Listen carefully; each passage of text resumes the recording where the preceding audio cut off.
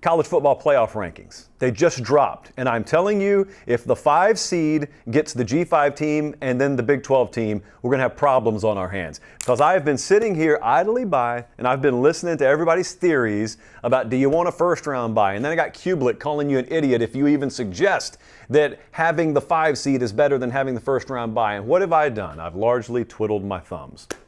Because it was all sort of just shouting into the ether until we got closer to Selection Sunday. Well, the iJosh says it's November 19th. Is that right, Colin? Yeah, it's November 19th. So we're just a couple of weeks away now from Selection Sunday, and we have a fairly good idea of what could happen here.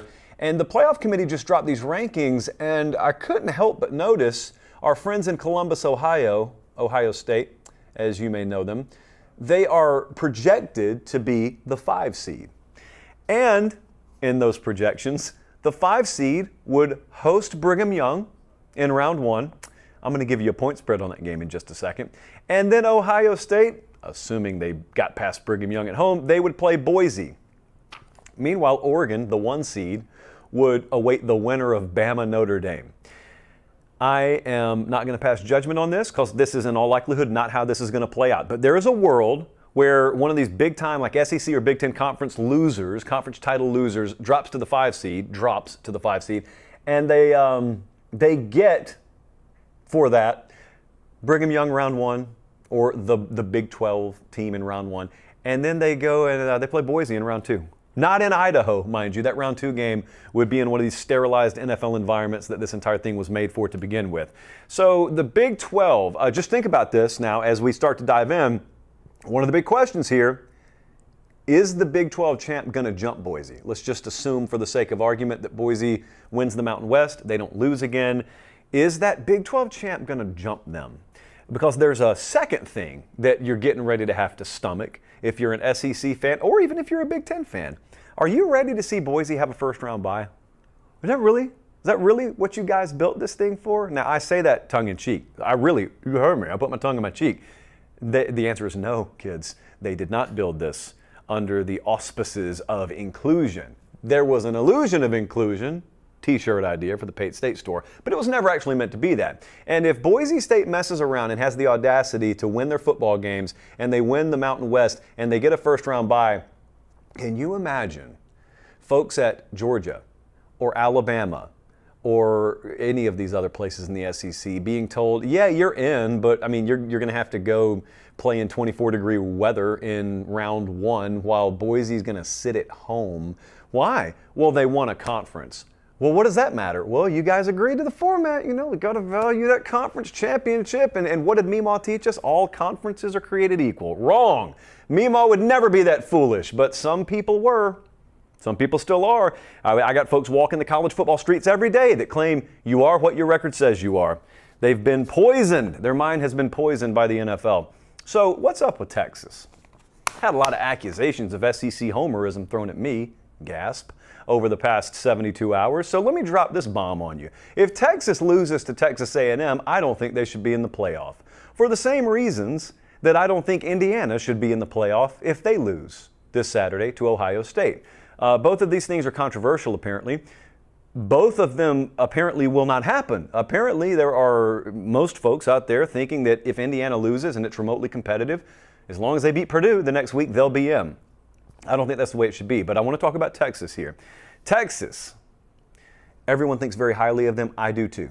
The playoff committee's got Texas in their top 5. I got Texas power rated in my top 5. And those are two different concepts, but in the case of Texas, they overlap.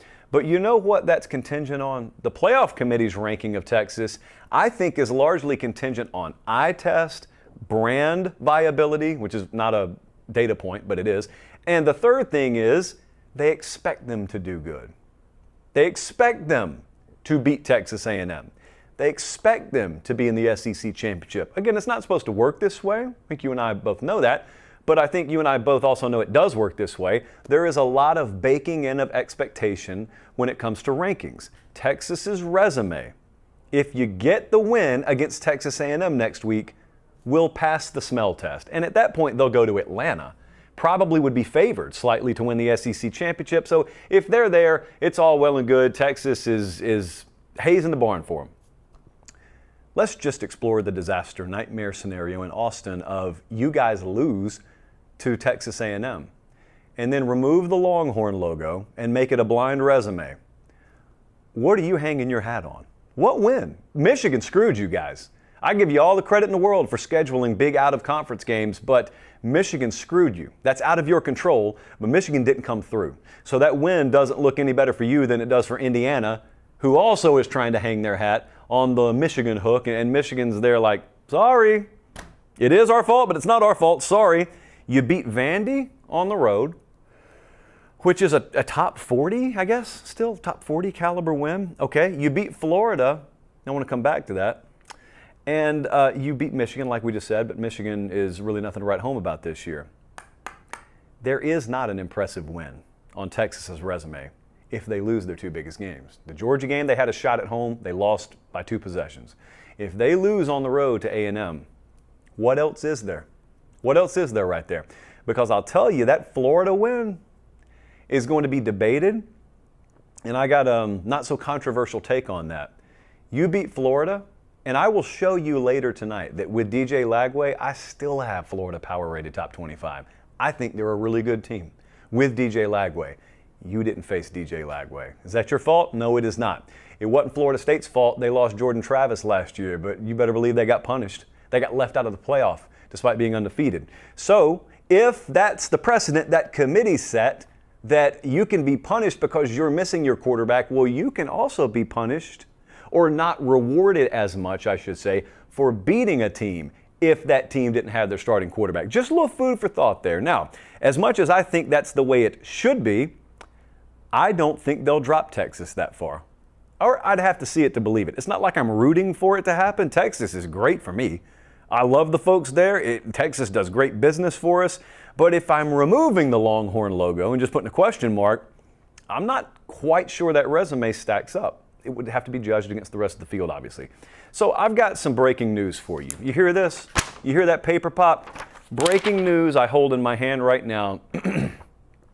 First round of the college football playoff. So we just had the first round games drop in our lap moments ago. Exclusive from FanDuel Sportsbook. I have projected point spreads on all these first round games, and it is not going to shock you to learn Ohio State would be favored by 21 at home against Brigham Young in round 1. And then I got 3 SEC teams on the road against higher seeds. All 3 of the SEC teams would be favored. Georgia, minus 1.5 projected favorite on the road at Penn State. Ole Miss, minus 1.5 projected favorite on the road at Indiana. My goodness, money just got laid down on Ole Miss, and it's not even available to be bet yet. Alabama, minus 1.5 point favorite on the road at Notre Dame.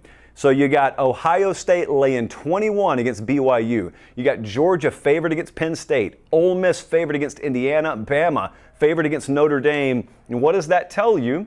Well, what it tells you is there's a big difference in rankings and power ratings, because these folks right here are the best in the world at what they do, and they are telling you based on their power ratings, which is how they generate their numbers, that even with home field baked in, they're still favoring all 3 of those SEC teams on the road. And guys, I don't know if you noticed, those are cold weather environments those 3 Southern teams are having to go in.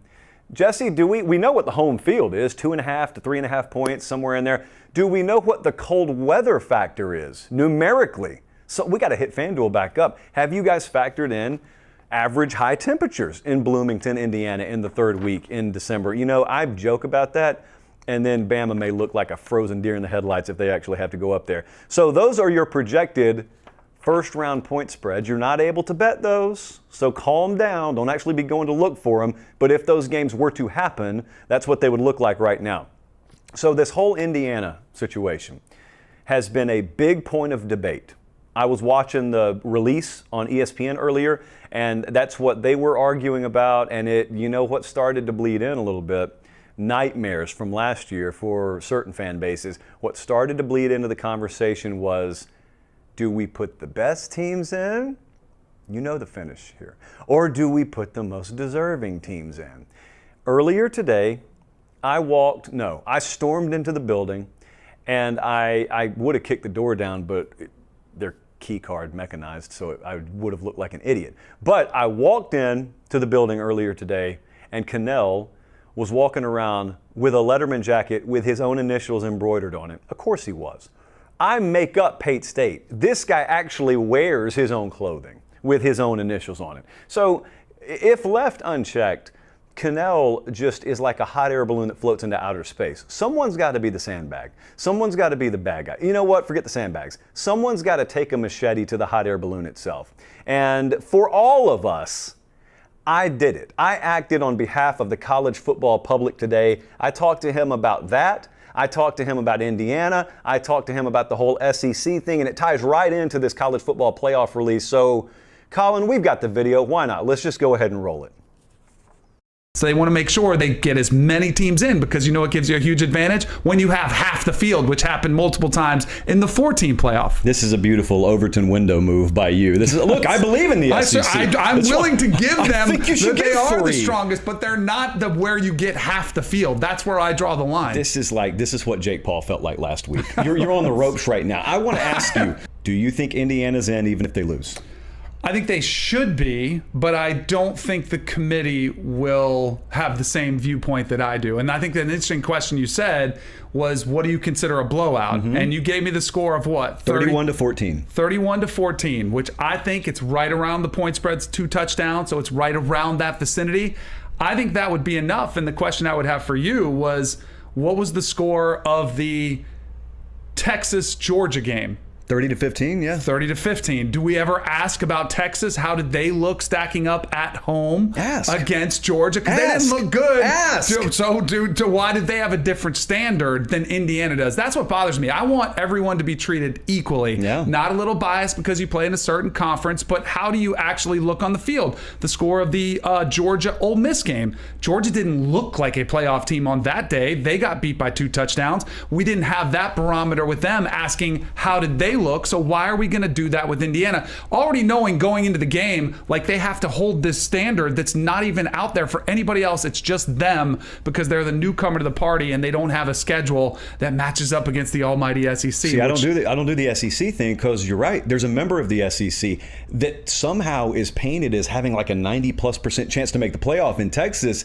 that I think point blank should just be out if they lose to Texas A&M. Okay, so that's an SEC team. I'm not giving that benefit of the doubt to them. But then you went to Georgia. Georgia's a totally different story to me because unlike Indiana, Georgia has other things they can fall back on. They've got the Clemson game. Indiana's out of conference sucks, and Indiana's conference schedule is not great. Georgia's got the Texas game they can fall back on. Georgia, theoretically, will have like the Tennessee game they can fall back on, depending on how much stock you put in that. I happen to think there should be a lot of stock put in it. So I'm going to go back to this whole Indiana conversation. Like I am of the opinion the committee will have them in, even if they lose a relatively competitive game, but they shouldn't be in.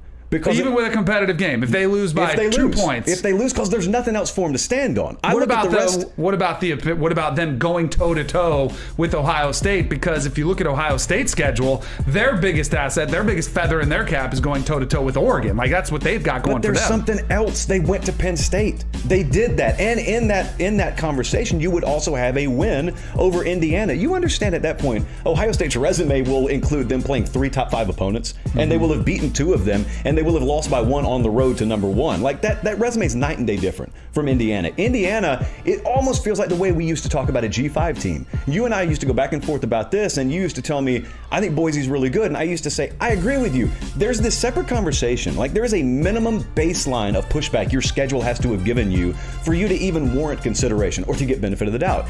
And it's crazy we're saying this about a Big Ten team, but that right there, the way Indiana's schedule broke this year, that is one of the Power 2 league teams whose, if they don't win that big game, whose strength of schedule does not warrant them being in. I don't think we'll ever say that again because I think they'll fix the scheduling imbalance, but this could be it. But then on the other side, we're talking about Indiana like we used to, those G5 teams. And those G5 teams used to never have power and stroke behind the scenes that was going to bat for them. This is a Big Ten team. Mm-hmm. Okay, so we're going to find out how much, just like that SEC sticker matters, well, that Big Ten sticker matters a lot too. And I ultimately think that's one of the reasons why the committee will still have them in if they lose close. The wisest man in the room is the man who knows when to tap. And Cannell never tapped. And so, I mean, I don't know if he ever went to Florida State, but we had to take him to school today.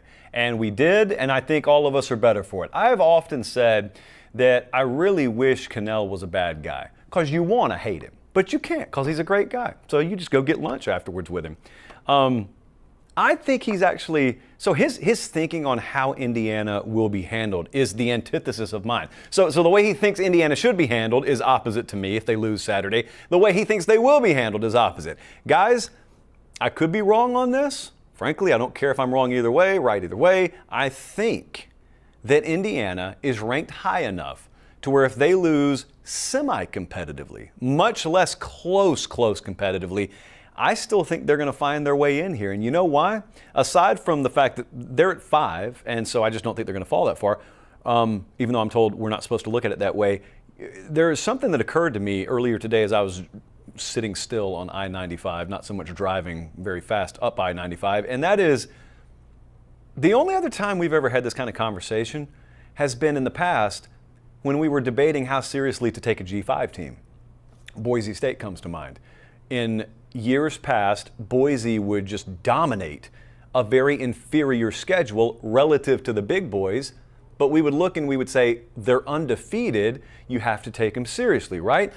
Well, they're undefeated against an inferior schedule, but they've been blowing everyone out, right? You remember that conversation that used to happen, but we've never had that conversation about a legit Power 2 team, not Power 4, Power 2 team. Indiana's in the Big Ten. It just so happens with the stupidity of the way we do scheduling right now, which hopefully changes, but the way it is right now, you could legitimately have things fall, the tumblers fall into place. You play what, Jesse, like 6 of the bottom 7 teams in your league. It's not your fault. It's not their fault. It's not anyone's fault. It just is what it is. And we're arguing if an the undefeated part's out the window. They're in if they're undefeated, as they should be. But we're arguing, is it a one-game season for them? And I'm telling you, my personal opinion is, if they lose this Saturday, they ought not be in. I'm in the minority. I don't think you Indiana folks have to worry about it all that much. I think you will be in. That's been painted as Indiana hate, by the way. Because if there's one thing we know about kids who grew up in West Central Georgia, it's that we're taught to hate Indiana. Ooh, Indiana. No, it's just basic logic. It's the same logic that has me telling you Texas should be left out if they lose to Texas A&M. It's just basic logic, guys. No one hates Indiana. Who in the world hates Indiana in football? So back to the point, back to the matter at hand here. I don't think they're going to be left out. Now, if they get blown out, like if Ohio State does to them what Ohio State did to Michigan State a couple of years ago, and I was at that game, and they just run them out of the building, then it's a whole different conversation. But one other thing I noticed, did you listen to Ward Manuel talk earlier tonight? He is the committee chair. He's the athletic director at Michigan. He's the committee chair. Reese Davis teed him up. Reese Davis said, Ward, we are going to have a situation where we could have 2 lost teams in the SEC championship game, lose the SEC championship game, and suffer a 3rd loss. Are you going to punish a team for losing a conference championship game? And what he could have said is, we are not going to punish teams because they earned the reward of playing in their conference title game. But he didn't say it. Instead, he said, we are going to evaluate teams through the conference championship game like we've done in the past. Well, I'm going to talk about this a little bit later in the show. That will be a disaster for you. It will be an unmitigated disaster if any team in the Big Ten or the SEC especially are punished 1 ounce. If there is 1 spot of punitive action taken on those teams because they made their conference title game and lost while everyone else sat home, if they drop 1 spot, much less drop out, if they drop 1 spot, it is garbage. It should never happen that way. You guys are about to cut off your nose to spider face, as I always say.